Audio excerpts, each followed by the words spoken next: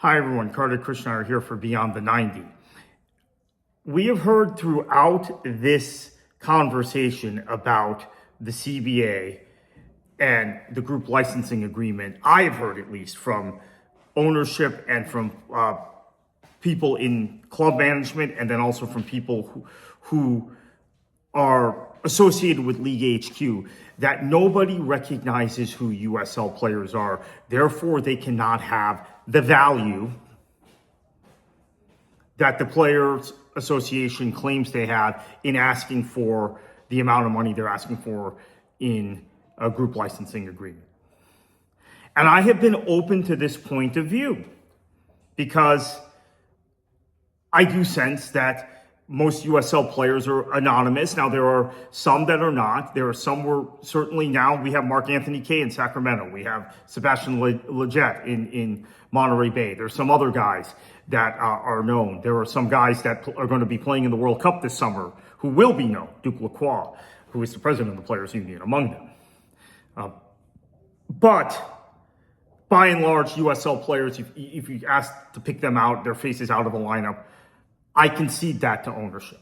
I concede that to management. So,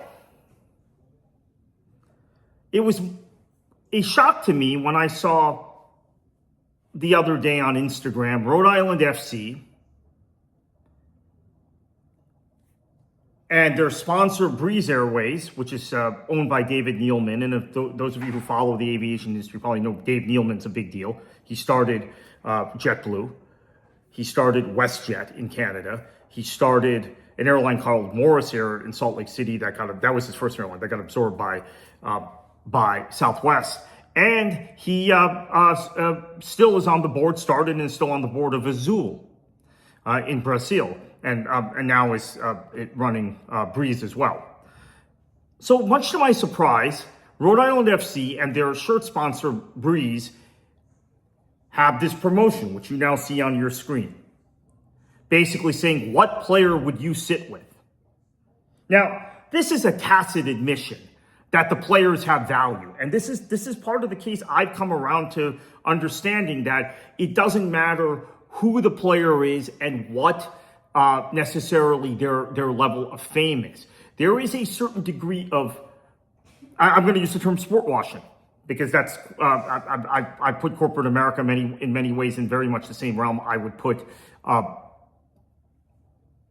the likes of the UAE and Qatar into. So sport washing, there is a desire among many in corporate America to sport wash. So I see this graphic, I see this promotion from Rhode Island FC and their sponsor Breeze, and I realize, okay, maybe you can't pick out any of those players specifically. I actually can, but that's me. Vast majority of people cannot. But you are now admitting there is a value to player images and player likeness. Therefore,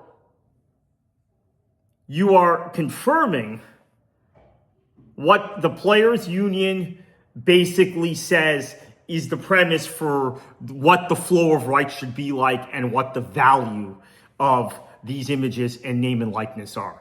So I think it was inadvertent from Rhode Island FC and Breeze to put this out publicly at such a